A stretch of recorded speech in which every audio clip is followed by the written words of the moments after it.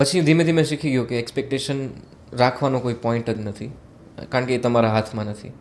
તમારા હાથમાં ખરેખર સારું કામ કરવાનું છે અને બસ નીતિ સારી રાખવાની છે અને સતત મહેનત કરવાની છે અને શીખતા રહેવાનું છે.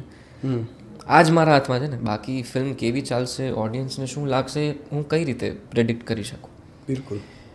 લાલામાં પણ એ જ હતું. લાલામાં પણ અમે ખાલી ને ખાલી એક સારી ફિલ્મ બનાવી છે, સારું કામ કરવું છે અને લોકો સુધી ફિલ્મને પહોંચાડવી છે, એટલું જ હતું. પણ આ જે લેવલે પહોંચી છે એ તો અનએક્સપેક્ટેડ હતું. આવું ક્યારે સપનામાં નહોતું વિચાર્યું અને લોકો જે રીતે ફિલ્મને વધાવી રહ્યા છે એ ઇટ્સ ઓન અનધર લેવલ. બિલકુલ. એટલે ખરેખર સપના જેવું લાગે છે. ઓકે. કે કોઈ ગુજરાતી ફિલ્મ 100 કરોડ કમાઈ. એટલે આ વખતે જ્યારે એક્સપેક્ટેશન નથી રાખી, હવે હું મારા ગમતા પાત્રો કરી શકીશ.